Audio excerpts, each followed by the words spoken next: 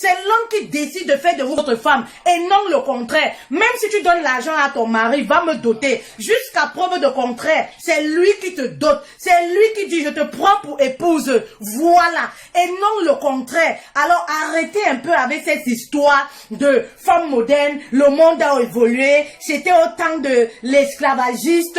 Aujourd'hui, nous sommes des femmes. Dans un bateau, il n'y a pas deux capitaines.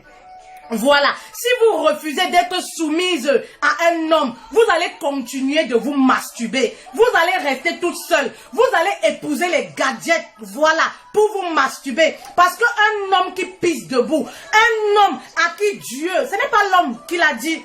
Lorsqu'on est soumis à son mari, on le fait même pour Dieu. On le fait même pour nous, pour honorer nos parents. On le fait même pour nous-mêmes, pour se respecter. Ce n'est pas l'homme qui l'a institué. L'homme n'a pas demandé à la femme, sois soumise à moi. Alors lorsque tu le fais, dis-toi, je le fais même pour Dieu. Je le fais pour mes parents, pour les valeurs, pour l'éducation que j'ai reçue. Il n'y a que les filles, femmes panthères qui peuvent se sentir frustrées, oui, lorsqu'on parle de soumission dans un couple. Parce qu'une femme qui a le cerveau achevé, une femme qui sait ce qu'elle veut, pourquoi elle s'est mariée, elle sait que je suis aux côtés de mon homme. Nous formons une équipe. C'est mon mari, le chef. Voilà, c'est lui qui est le conducteur du bateau. C'est lui qui est le chef d'état dans mon couple. Voilà, pourquoi vous vous sentez frustré par rapport à ça? Moi, je suis fière d'être soumise à mon mari. Il ne me met pas la corde au cou. Il ne me l'a jamais demandé. Je suis fière de respecter l'autorité qui est l'homme dans mon foyer. Je suis fière d'être une épouse serviable. Une épouse qui sait se taire quand le mari dit ça suffit. Voilà ce que c'est que la soumission. Mais aujourd'hui, vous voulez le mariage.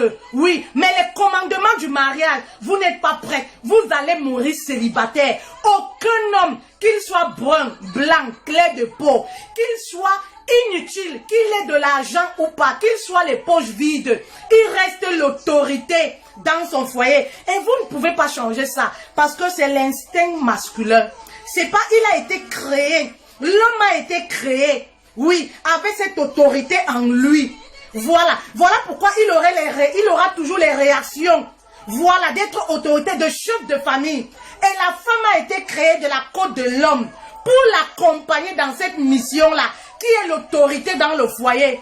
Mais pourquoi vous voulez changer le monde? Pourquoi vous voulez changer le monde?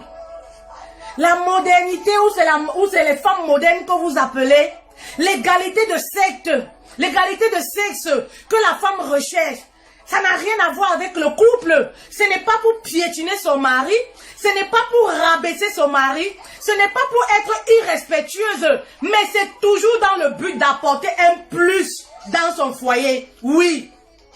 L'égalité de sexe, voilà, a été créée toujours pour apporter, voilà, une valeur ajoutée à la femme pour qu'elle puisse bien être aux côtés de son mari. Je n'ai pas dit la femme est derrière son mari, mais j'ai dit elle a été créée pour être à côté de son mari. Femme, je voudrais te dire aujourd'hui, si tu refuses cette loi, si tu rejettes l'éducation de tes parents, de ta maman, parce que c'est ça, la maman quand tu vas en mariage, elle te dit, ma chérie, pour réussir ton foyer, premier secret, sois soumise à ton mari, respecte ton mari, sois obéissante à ton mari, sache que c'est lui le chef de famille, sache que c'est lui ton père dorénavant. Si tu refuses, tu vas continuer de te masturber, ma chérie, tu vas quitter de homme en homme. Voilà, tu vas divorcer 4 fois parce que tu vas divorcer avec Hervé. Tu vas croire que non, je vais rencontrer Serge, il sera différent. Non, lui vraiment, la mentalité est évoluée. Ça c'est zéro. C'est lorsqu'on fait les relations de copinage, on ne s'attarde pas sur le respect de la femme. Lorsqu'on est copain-copine, on ne s'attarde pas. On s'en fiche complètement. Ben oui, mais lorsqu'on veut épouser une femme, lorsqu'on veut terminer sa vie avec une femme, oui, ce côté devient primordial dans une vie à deux. Où qui est la question? La femme doit prendre sa place de femme dans le foyer. Pourquoi Dieu a parlé de la soumission? Selon vous, il a parlé de la soumission parce qu'il savait très bien que le monde allait être comme ça. Bah oui, la soumission vient rappeler tout simplement à la femme la place qu'elle occupe dans le couple.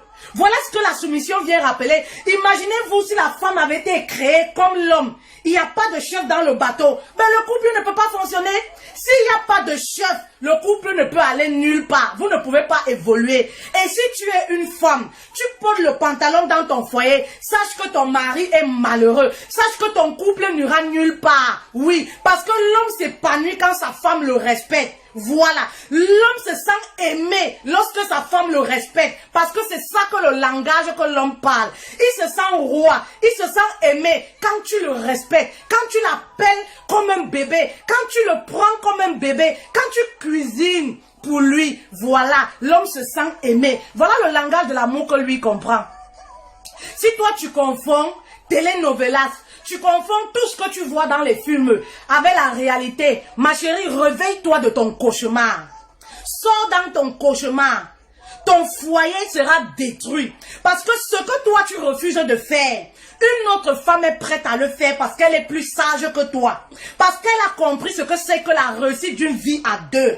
Vous vous plaignez des infidélités tous les jours dans le foyer. Mais la première cause même des infidélités de ces hommes-là qui n'ont jamais pensé tromper leur femme, c'est quoi? Le mépris en Europe dans le couple. Donc, c'est sans commentaire. Les femmes aujourd'hui ne respectent plus rien. Soi-disant, elles sont modernes, elles sont indépendantes financièrement.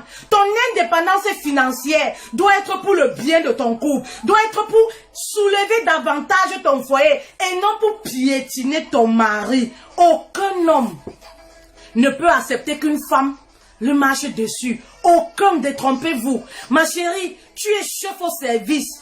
Voilà, tu es DG d'une société. Lorsque tu arrives chez toi, tu n'es rien pour ton mari qu'une épouse et sa chérie. Enlevez ça dans vos têtes.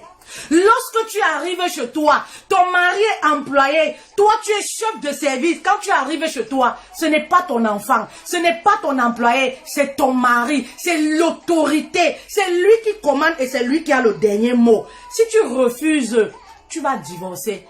Il n'y a pas de magie. Il n'y a pas de magie dans le mariage, dans la vie à deux. Si tu refuses, tu vas rester seul. Tu vas écouter les conseils de ces femmes modernes-là. Ah, qui laissent tomber. Hein. On est l'esclavagisme là, ça c'est terminé. On est au temps moderne. Il est vieux jeu. Il est ceci. Tu vas